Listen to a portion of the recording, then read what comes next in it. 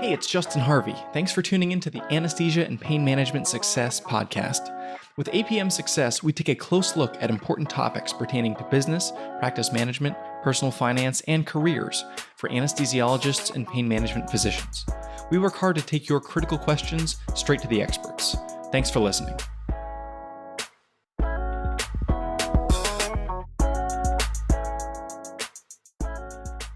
This week is the first in a two-part series dedicated to stories of pain practice ownership, one as a solo practice and one as a partnership. This week I'm talking to Dr. Shachi Patel, who is the founder of the Delmarva Pain and Spine Center.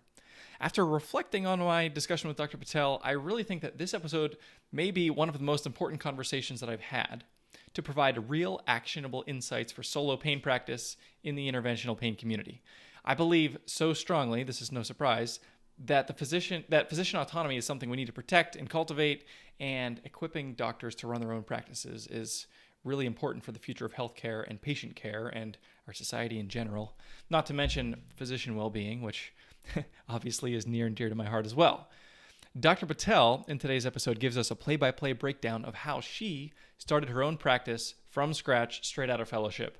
And it's my sincere hope that there are others out there listening right now who perhaps have this same dream of practice ownership and who just need a little bit of guidance and a little bit of context and are maybe going to dive in and take this journey themselves. So I hope that this episode is an encouragement and a resource. I'm also excited for next week when I talk to Dr. George Hanna about his experience in merging with a few partners to start an interventional pain practice in Manhattan and everything that went into that. So these next couple episodes I think are really special. As always, thanks for tuning in. Hello and welcome to episode 55 of the Anesthesia Success Podcast. I'm very pleased to be joined today by Dr. Shachi Patel.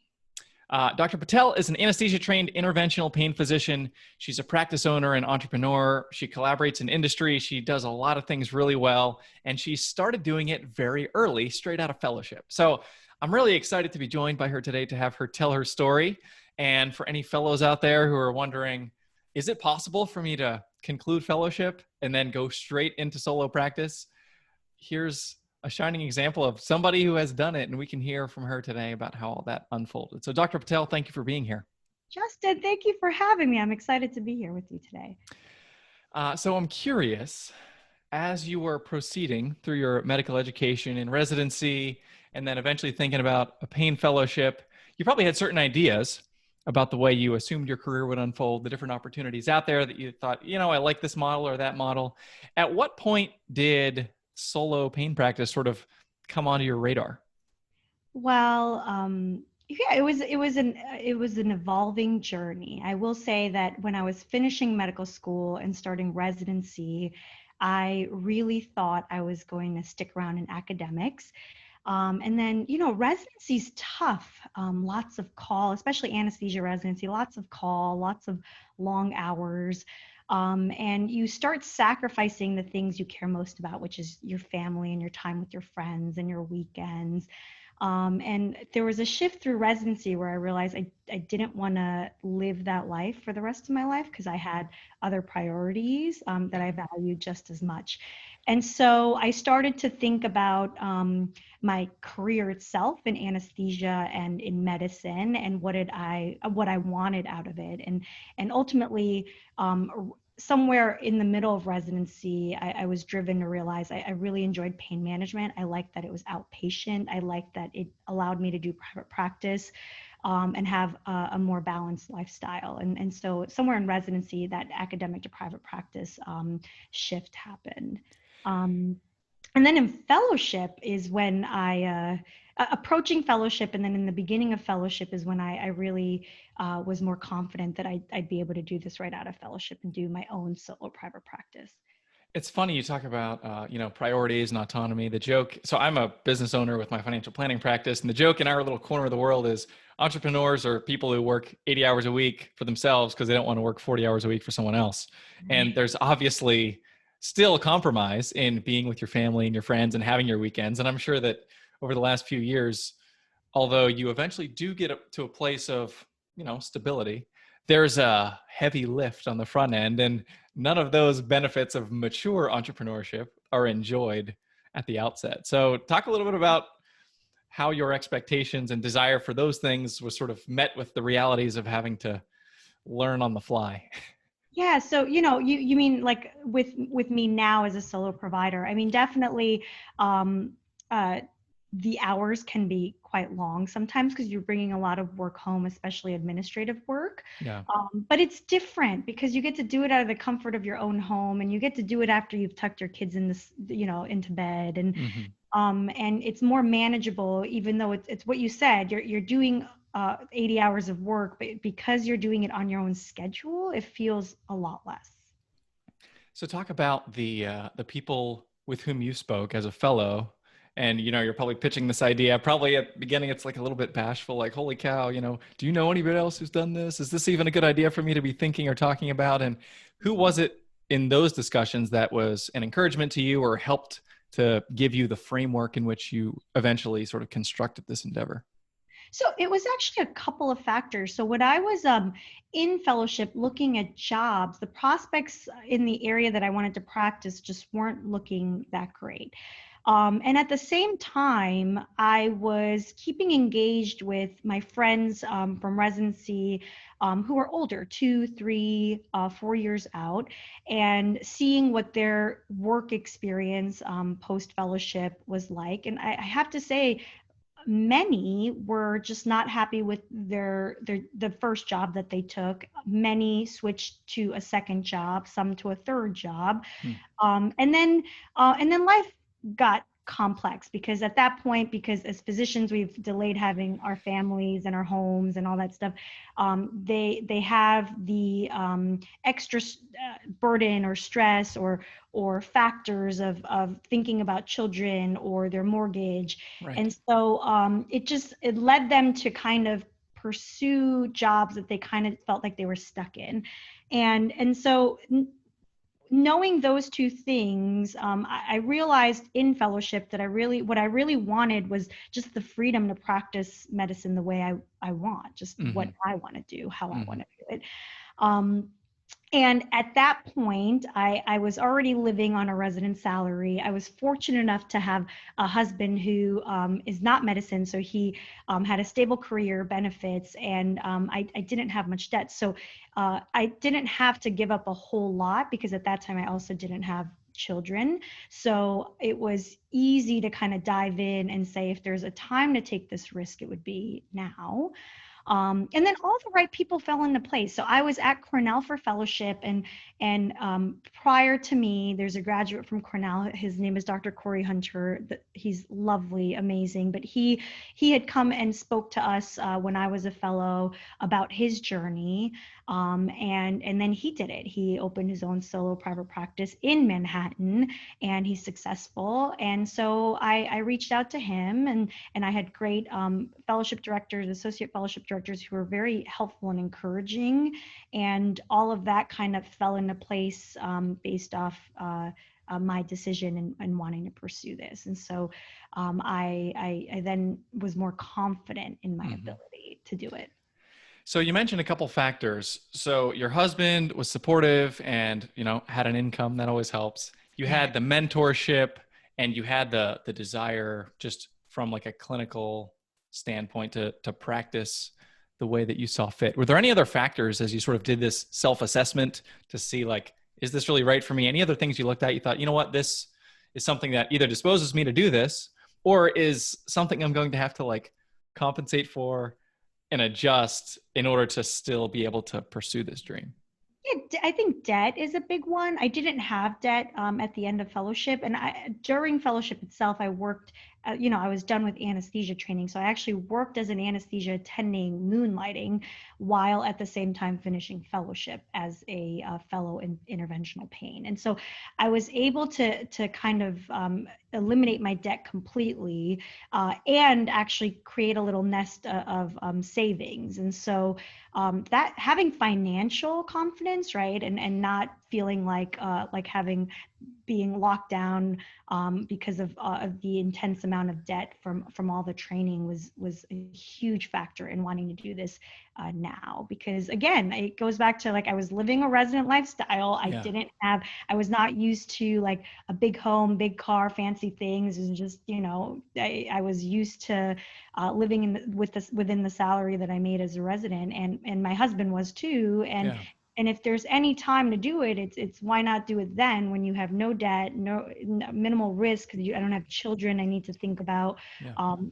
at the time, and so that's what really prompted the leap. Because 2 years later, my situation would have been different. I'm not getting any younger, so I knew I wanted to have kids, right? Yeah. And then once you have kids, you kind of want to have a safe home. Yeah. You don't want to move from here to here and here to here. You don't want to change, locations too often, and you want something that's stable. And Hmm. so having all of those factors kind of in place for me towards the end of fellowship really enabled me to feel confident that I was making a good, it was a challenging decision and undetermined decision, but it was the right or good decision financially speaking at the time. Yeah.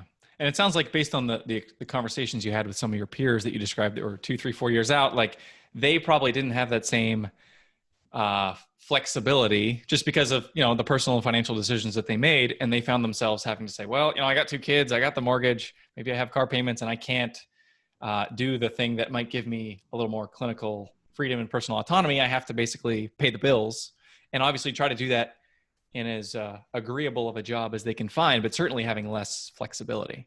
Exactly. I have a co-fellow who's kind of venturing out and wanting to pursue solo private practice now. But he's a perfect example. When I had discussions with him, it was these exact factors. At the time when he was starting to think about it, I said, if you have debt, just stick around with your job one more year and pay off that debt. Yeah. And in that time, I'm like, he's a male, but I'm like, just have the kids that you want to have this Yeah. way. That's also not something that you'll have to like take time off for or worry about. Yeah. And then give your spouse the opportunity to have stability returning back to work, because the whole kids picture is out of the way, and Right. this you have some comfort and liberty and freedom to pursue this journey of starting a practice, because you don't know how it's going to go, but at least you're not worried about the other things that really do matter, which is your family and your spouse and your kids and all those things and debt. Yeah. I'm interested because this is a common it's a shared question by any resident or fellow out there, and something my wife and I have talked about is like, how do kids fit into the landscape of physician training? Do we just go for it in residency or wait until attending hood? And it's funny because as you describe your own journey and the way that you're thinking about this, it's easy for me to imagine another person who's asking them these questions of themselves could have said, oh my gosh, I can't start a practice because then I'll be like 9 months into the practice and then I'll find out I'm pregnant, and then I'll be like a year and a half in and I'll have to take a month off, or like, how am I going to deal with that? Or how is the business operations going to You be sustained during a time of having a child? But right. clearly that didn't dissuade you. No, I mean, I definitely had that worry. You had a great speaker previously, Dr. Abraham, Mm-hmm. and this was this was something that I had discussed with her when I was a fellow. Okay, this was not even after I opened a practice. This was pre when I was thinking about all these things, and she said. She looked at me and she goes, "That's not a worry at all. You just get have a kid." She's like, "On your first day you open, you're not even going to have a single patient. So what are you worried about getting pregnant for?" And I'm like, well, actually, that's true. Like, so in the beginning, as you're building your patient volume, it's not like you're seeing, 40, 50 patients a day Yeah. from the get-go. You're building that volume, and that takes time. And, Yeah. and, and so you have gaps. And so it's actually easier to have a child and actually have more time to that you feel like you had with your child in the beginning when you're just starting off, because you're still growing that practice. Now, that doesn't mean it's completely worryless and it was an easy process. For me, it wasn't. My journey was more like what you said. Like, I think it was like 6 to 8 months into my practice when I opened is when I was pregnant with my first child, my first baby, and for me to have the security of having some time off, I had to find a locums physician to kind of Okay. come in to give me that comfort. But that's the thing. Like, in fellowship, I never thought about that. Like, oh, I just hire someone to replace me for a couple of months. But that's what I did. For Yeah. me, it was important to be home for a couple of months. I wanted the maternity leave. So Yeah. I hired a locums physician to fill my role and continue to do what I do at the practice while I was at home. And you still oversee the administrative parts of the business, but the day to day, the execution of the clinical stuff, you could hire someone to do that.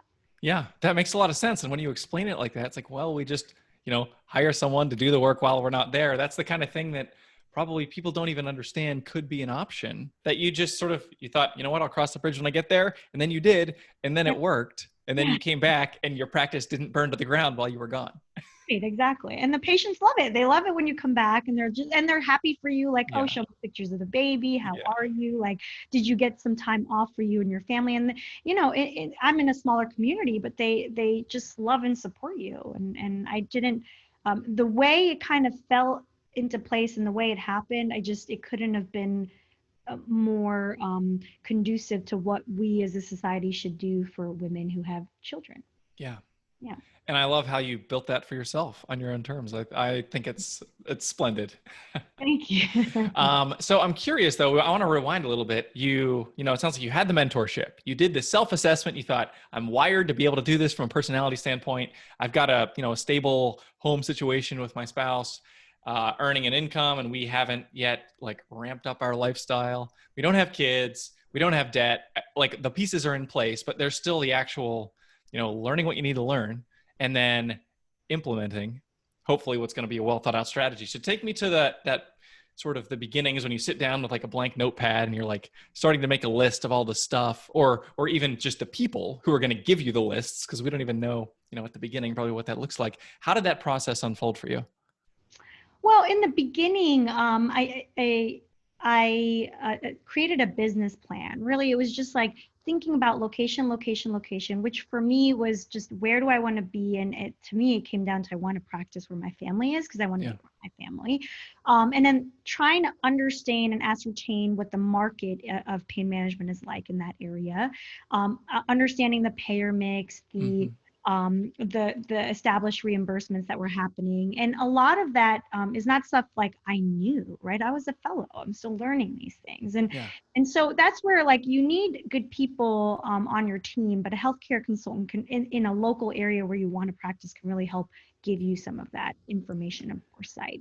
And so that's where I started. I gathered some of that information, and then it kind of just fell into place. Like it was like, okay, this is manageable. This is doable. I think I have the person, like you said, personality, but I think I have the personality to really make this happen Yeah. and execute this. And then it just started that way, but a business plan. And then eventually when you start thinking about, when you create the bigger picture, then you start thinking about the nitty gritty, and then you'll eventually create a pro forma statement Mm-hmm. down the road. But in the very beginning, it was like, can I do this or can I not do this? And some of that is just personality. Like, do you want to do this or do you not want? That's what my husband would say. Right. You want to do this or do you not want to do this? If you want to do it, I support you. Just do it. Yeah. And that's really what it came down to, is wanting to do this. And personality wise, I think it's really important to, like, if you're outgoing and you thrive with other people, which is something that I just naturally need to be able Mm-hmm. to be happy. I think it goes a long way in this business, the medical business, because you're in the service of other people. Yeah.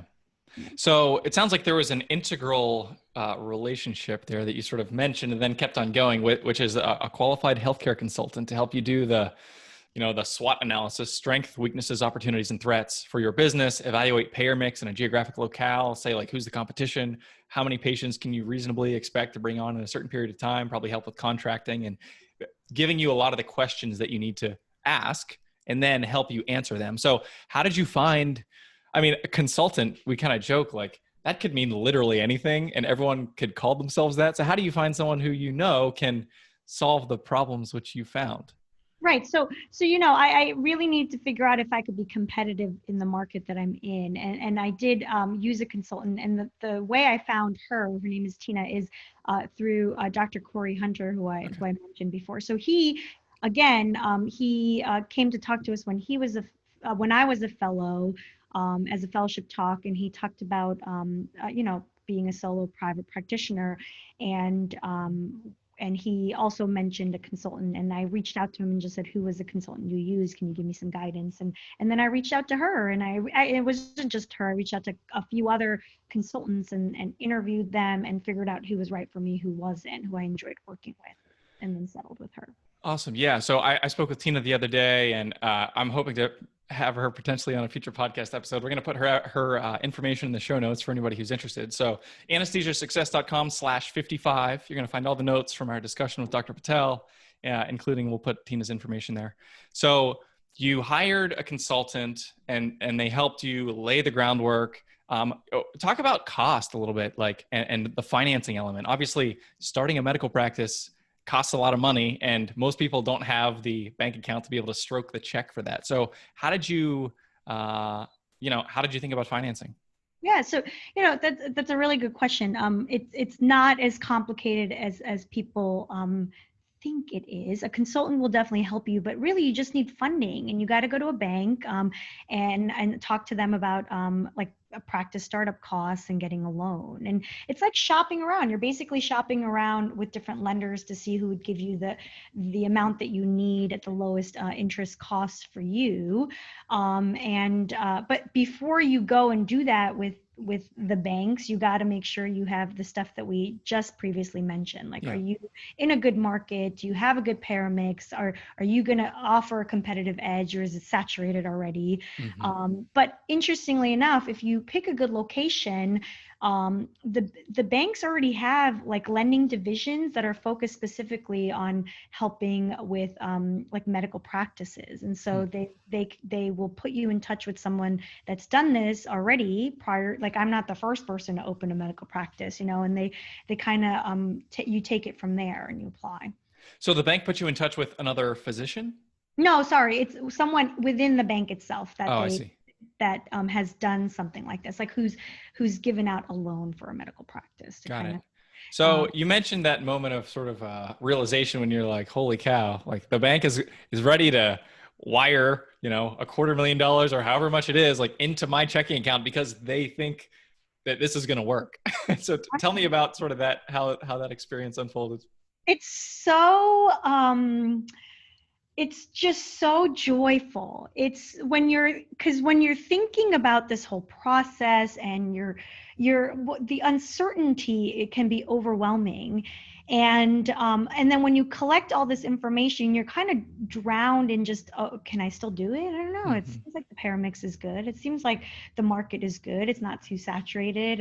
I think I can make it there. And all of these are subjective opinions that you're kind of coming up with. But when you Sure. put it on paper and you submit it to the bank, and the bank's like, oh, yeah, we think this is a great idea, and we do think you have a market, and we do think you'll be competitive in this market, and here's your bank loan to start this business, you're like, oh, wow. Like, someone who knows a lot more about finances than I do thinks that this is definitely successful. So why should I question it, right? And Yeah. so it really just changes the trajectory of how you go about thinking this will go, because someone else now, someone being the bank, thinks it's going to bode well. And so Yeah. you're more confident that if someone's willing to give you money, that they're also making sure that you're not making a bad decision or a poor decision. So, Right.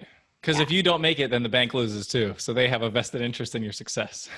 Exactly. And then if they're confident in giving it to you, and the other part is if multiple banks want to give you money, that's even Yeah. more reassuring, that you're like, oh, okay, maybe I am onto something, and Yeah. that uncertainty turns into confidence, which I think was very pivotal for me when I was going through this during Yeah. fellowship. Absolutely. So you did the business plan, you've done the pro forma, you've talked to Tina, she's given you all your to-do list. Now you've got a bunch of money in a business checking account, and you're ready to go start spending some of it in order to get the infrastructure that you need. So talk us through that process.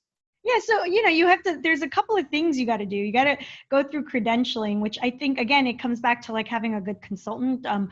They will start working on all that paperwork, because it's an burdening amount of paperwork that you have to, and your time is not worth doing all of that. There's people who are better at doing all of that. Right. And so a consultant can kind of help navigate that, or even your biller, if you've used a biller or have picked a biller, can help kind of navigate that or do that for you. And then you got to get ready to have all the people that you need in your team, which is typically attorneys. Like you need a corporate attorney to kind of establish the business, and Yeah.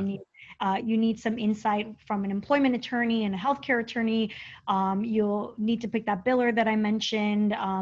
Having a management consultant is helpful. Having an accountant or a CPA is very helpful. Yeah.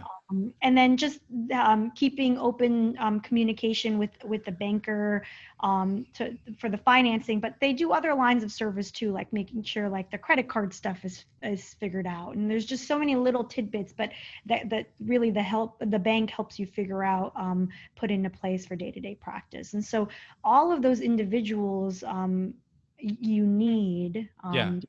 to kind of really start establishing yourself. And what's fascinating is if you go into this thinking, oh, I'm a physician and I could do it all myself, that is not the right mentality. Like we Yeah. know this much of what we need to know. But if Right. you have the drive, but you have the right people who are advising you, it actually leads to more success. Yeah, absolutely. And I love the idea of building a team. I'm a big believer in that. I have my own team and my clients have their teams. But I'm curious, you needed a team of experts, many of whom you didn't even probably know that you needed a person in that slot, let alone know any people who could potentially fill that slot. So how did you go about sort of constructing your team?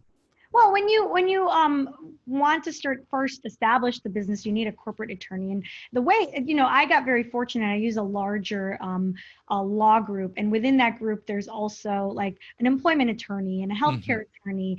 And so when questions come up, they don't say, "Oh, let me answer this." They'll say, "Oh, you need to talk to Joe down the hall here," and Yeah. he'll help you figure this out. And then you realize when you're filling out one form to do one thing, like the 10 other things you need to figure out. And then but luckily, the one person can kind of introduce you along the way. Yeah. But that kind of fell into place for me because, again, I used a larger law group that had different types of attorneys within the practice.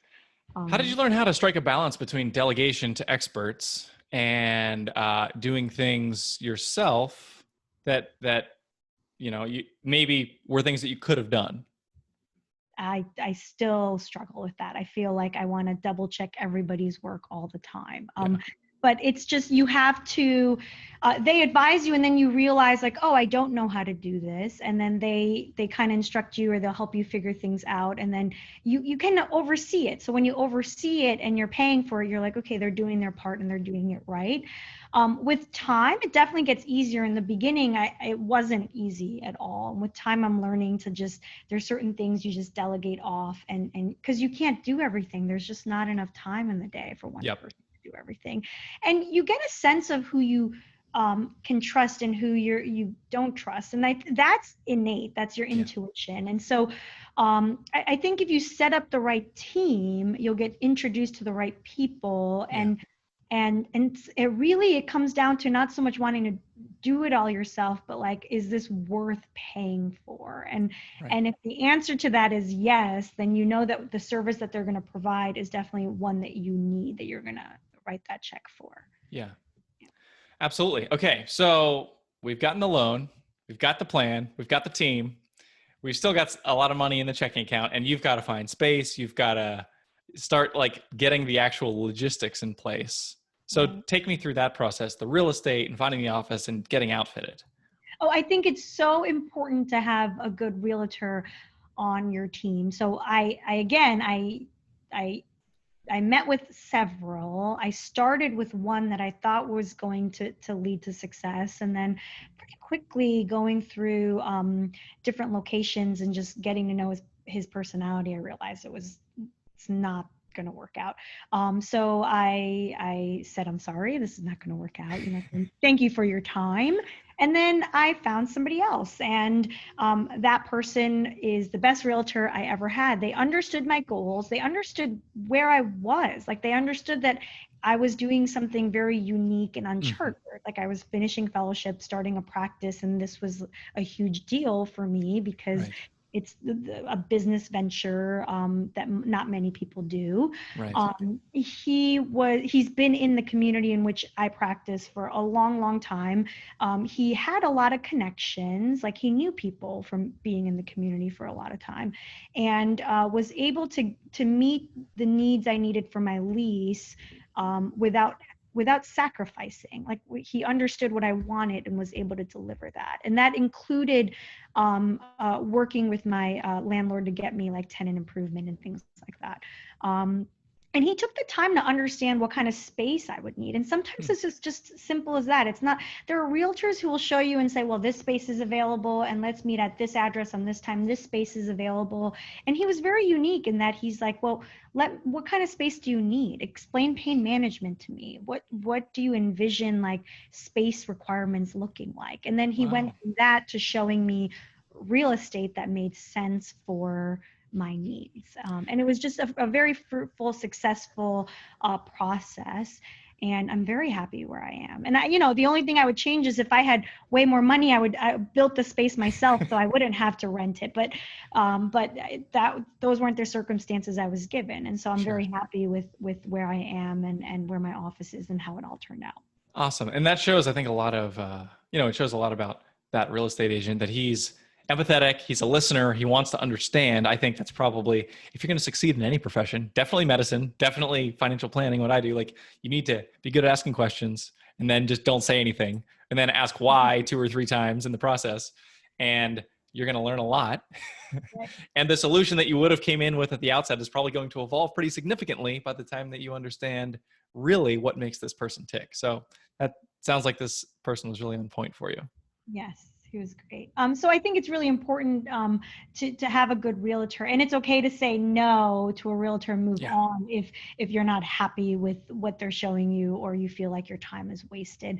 And then after you find the space, I think it's really important to think about all the state and local requirements you'll have to build out that space. So like, because we do pain management, there's fluoro, like x-ray requirements, there's accreditation requirements, there's you need a good architect to kind of help facilitate all of that, right? Because I'm not a physicist, what do I know? So you need someone who can educate you on those state and local requirements. And then the part where you said, where it's like, how do you just let go and let them delegate? Well, being on top of the contractor, I would say, if you're approaching this, just make sure you're constantly engaged with the contractor to make sure they're on time and they're doing the right thing and they're getting the right products and just everything is falling. Yeah, make them be specific, make them give you a timeline and make sure they adhere to it and create some accountability. You'll probably get a much better result, I'm sure. Yeah, exactly. On the timeline that you want. If you don't oversee it and if you don't present yourself as someone who's like active in the process, then again, I was active in the process, so everything went by my timeline. But in my mind, I think it's because I was just meticulous about making sure they were on time. Absolutely. So I know one of the sort of black box type questions that would scare away other interventional pain practitioners from taking this step is, holy cow, how do I contract with payers? That just seems like this whole huge bureaucratic administrative mess that is designed specifically to make physicians miserable. How could I ever navigate something like that? It seems like an inaccessible hurdle. So talk through that process specifically and how it unfolded. Yeah, so credentialing and contracting, like when I was doing the market research, the first thing you want to find out is if the market's saturated or not. If it's a saturated market, insurers are going to come back and say, we already have all the doctors we need in network, right? And they're not going to easily get you in a network. Luckily for me, I picked a market that wasn't too saturated. And then the credentialing process, it just takes time. It's paperwork. It's tons and tons of paperwork, resubmitting applications, resubmitting signatures. So for me, I was fortunate that the healthcare consultant kind of took care of a lot of that paperwork, and then saw through it the way I mentioned with the contractor, just staying in touch with the insurance companies to see the status of the application, if it's being processed, what the next step is, if they're missing something, and kind of reconnecting and getting those documents off. And then it takes time. Some came in quick. a couple months to 6 months, and others took a long time, like a year. Hmm. Yeah. Wow. And I have no control over that process, but you have to be okay with that. You can't control everything. So you have to just you kind of just have to let it play out the way you need. And it's okay. When you're seeing patients, I mean, patients have in-network benefits and out-of-network benefits. If Yeah. they have cost prohibitive out-of-network benefits, if I was not in network with their insurance company, you just have to disclose that to them and let them understand that. And some people will still choose to see you because they want you specifically, and others will say, no, no, no, I need to find someone who's in network, and that's okay. Yeah. And I think that was, as we had our previous conversation, this was a revelation for me where I thought, you know what, that makes a lot of sense is when you first start, once you get your space outfitted and the architects are done and you've got all the stuff in order to practice that you need, people come in and you're just going to bill them out of network under their existing insurance. And the payer credentialing doesn't necessarily need to hold anything up. You just start practicing. And as long as you're disclosing the cost to the patients, there's no reason that shouldn't work Right. while you're waiting for all of the 3, 6, 12 months for the paperwork to go through.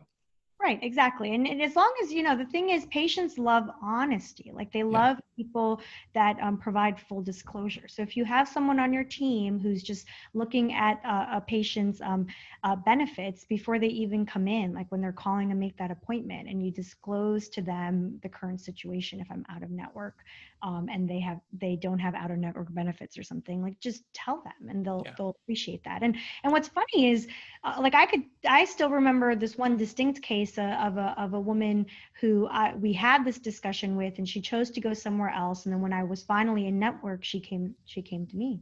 Yeah. Just kind of worked itself out. So, and I could say that now because it's been 3 years later. But when it happened then, of course it hurts. You're like, oh, I wish I was in network so I could see this patient, right? Yeah. But it just kind of works out. Like life is just continuous, and Yeah. patients will come back. Yeah, if you're a Yeah. good provider, they'll come. Talk a little bit about how you're thinking about sort of constructing clinical workflows and how that interacts with staff. And how did you decide, like, something as simple as like how many exam rooms do we have? What cabinets go where with what things to make sure that everything is efficient? And then who do we need to hire to help? Maybe there's somebody at the front desk or a medical assistant and others. How did you just do the very nuts and bolts, like building workflows and then having people hiring people to participate in them? Well, it kind of just, I'll tell you, the real estate or the lease or the location you pick kind of navigates all of that. So you only have a certain amount of square footage once you decide, like, this is the lease that works for me. This is what's Yeah. affordable with my loan. This is where I'm going to be, right? And then you only have a certain amount of square footage. So you work with your architect to kind of say what's the best way to divvy up these spaces. So Mhm. everyone needs a waiting room, everyone needs a reception area, everyone needs an office area where, like, physician or other providers can work. I needed a procedure room and I needed clinic space. So the architect then can kind of structurally look at the space and say, you're allowed to build a procedure room here and like clinic rooms here, and you need this area for like an ADA compatible bathroom and this one for an employee. All of that kind of just falls into place, and they give you a good idea of how to use your space and best utilize it with different markups, but they'll be able to kind of show you that. So it really depends on the real estate you got. So meaning, like, if I'm practicing in Manhattan, the footprint of my office, the square footage would be so much different than where I am in Delaware, right? Sure.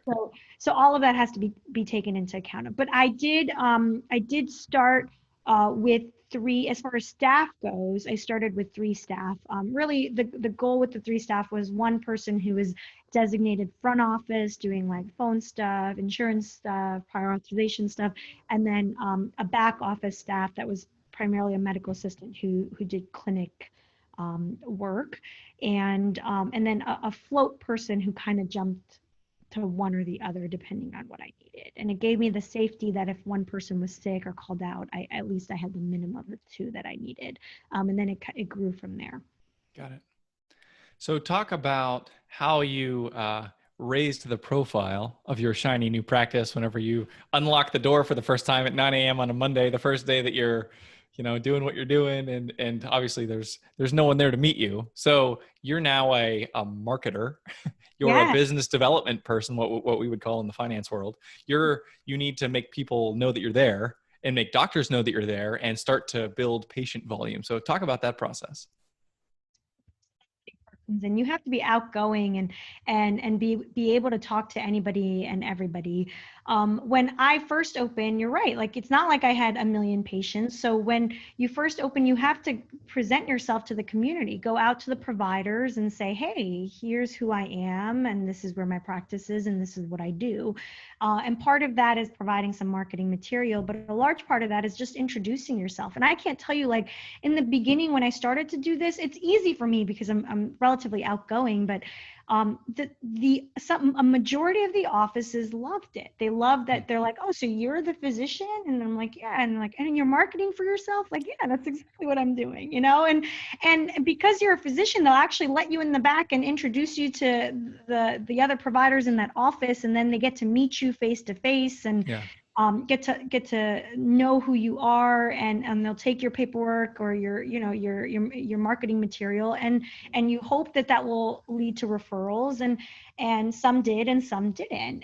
But I will tell you, it was of that phase of this practice, it was very well received. And now on the other side, like in my own practice, when I look at the people who come to market, I realize there's only one other doctor I know in this community who self-markets, and he and I are good friends now, but not many people do that. So it's a very unique position you put yourself in, because you're saying, hey, here I am, look at me, I'd love to help you help your patients. And I think it's well received. Now I'm several years in, and the patients refer their own patients. It's just I don't have to do that as much anymore. Yeah.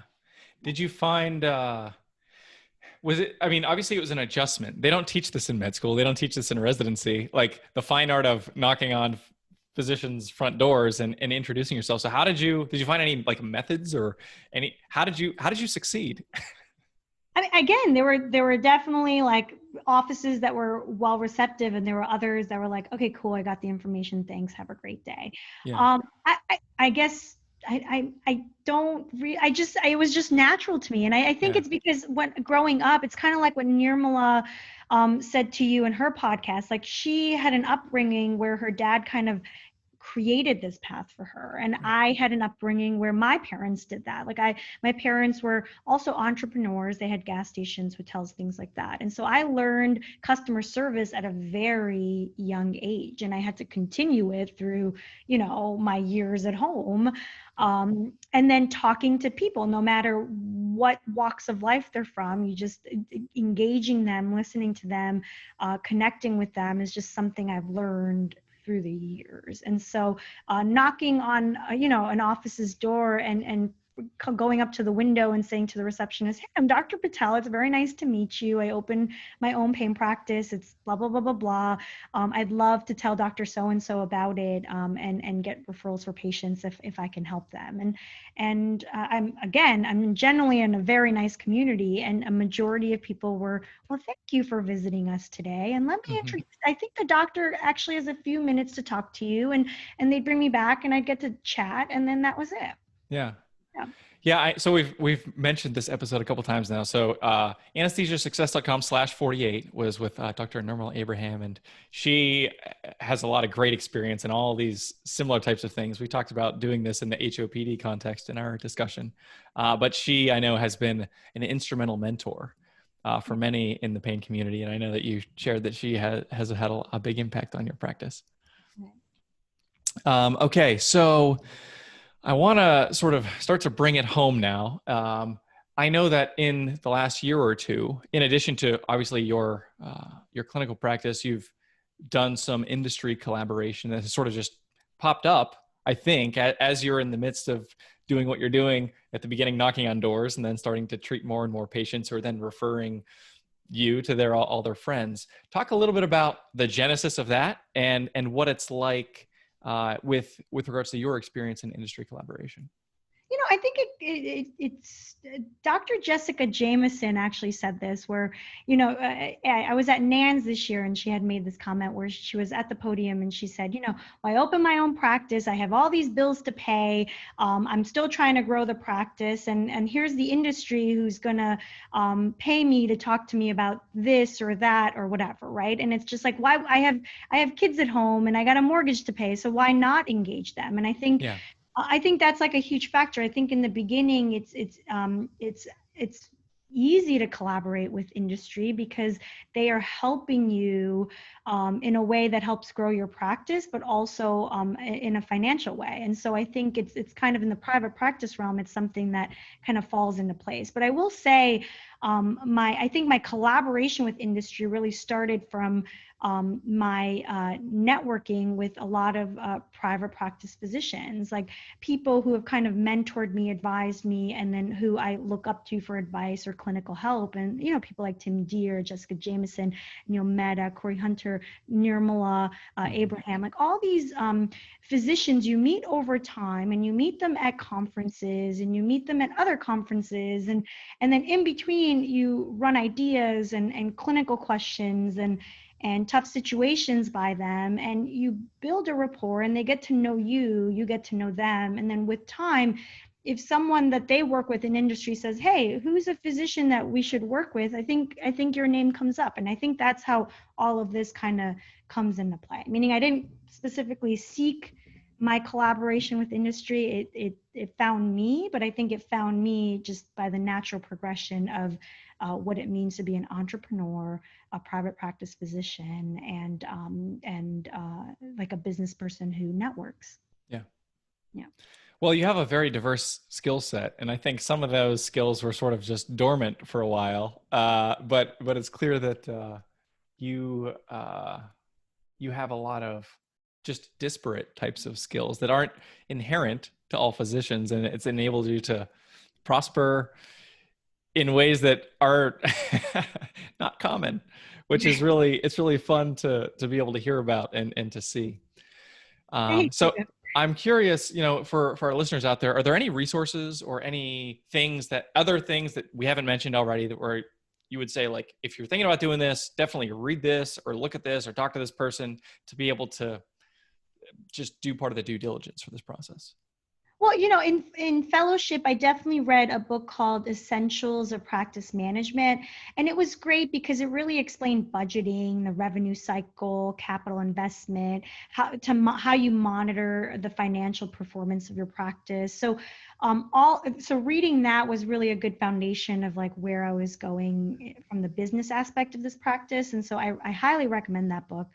And then since then, I found that like the biggest source of information is your networking or your relationship or your collaboration with other practitioners like yourself, so private practice practitioners. And that happens in many forms, but I think the biggest thing is like go to meetings and present yourself and let people know you're who you are and you're interested. And with time, you develop a network of like-minded physicians who could help you through things. So like COVID-19, no one really saw that coming, Yeah. right? And like, how do you as a business or an entity survive this wave of changes in your business? And I think that the biggest asset to me in my practice was just my ability to reach out to all of these people that I've mentioned to you in this podcast, and many, many more who said, hey, this is what I'm doing, or this is what I thought about, or this is, this, apply for this, or, this, that, and the other. And kind of the phases of going through this pandemic, it made it more, it didn't make it a me problem. It kind of made it a widespread problem that other businesses were also suffering, and it allowed me to collaborate to find solutions. So I think having a network of people that you just meet over time and you stay in touch with is really important. And then a consultant is always, always, always helpful because they have done this more than you have. And so Sure. if they have answers to questions that you're thinking that they're just like, oh, this is what you do for this. And so I think Yeah. a consultant like Tina is great to have along your side. Yeah. Not only the answers to the questions, but the questions themselves, which can be more important in many cases. Exactly. Right. Exactly. Cool. So I want to wrap it up here, and thank you again for your time, Dr. Patel.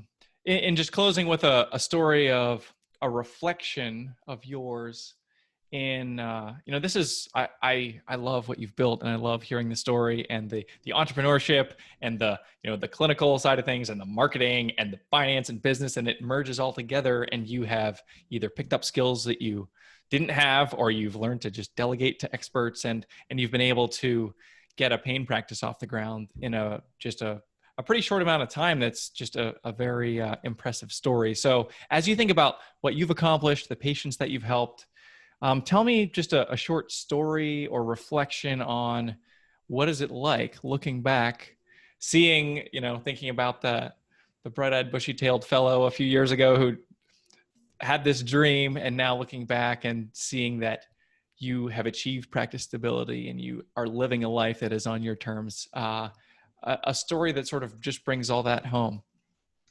Well, that's a tough question. I have to say, I have multiple stories of patient interactions that make me think this is worth it. But I'll tell you that the journey with entrepreneurship and having your own business is just, there's this graph that's around, and it's online, where it's like just waves of, like, you feel ecstatic, and then you're like, why did I do this? And then you're like, okay, I think I can do this, or oh, I definitely can do this, or wait, why did I do this again? And it's just waves of ups and downs. And I feel like that's very true. Like that graph or that pictorial is very realistic to what it's like to run your own business. And I feel like what grounds me to wanting to do this and continue to do this is just this little bits of patient stories. So I have patients who I've and I didn't even know that I largely impacted them until they send like a gift basket, or especially to me, the card, when they send a handwritten note. And I've kept every card that I've received since the first day of opening. And any time where I feel overwhelmed, or I'm just like, what did I get myself into? Like, am I making the right decision here? I sit down and I look at either the memorabilia I've been sent, or like especially the cards, and the stories and the thank yous, and how I, as one person, was able to impact their life in such a positive way. And it makes me it makes me want to do this and continue this. And so whenever I'm having those phases, I kind of take those out and I read through them, and I'm like, okay, we're okay. I'm doing the right thing. This is totally worth it. The journey is hard. And you just got to keep pushing.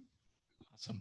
Yeah. Well, thank you for sharing that story, and thank you for joining us today on the Anesthesia Success Podcast. Thank you. Thank you for having me. I wish you guys all the best. Thanks. If you liked what you heard this week, head on over to apmsuccess.com, where you can find more content and free resources to help you build a successful career in anesthesia and pain management. If you wanted to leave a review in iTunes, I'd also really appreciate it. Thanks for using some of your valuable time to join me today on APM Success.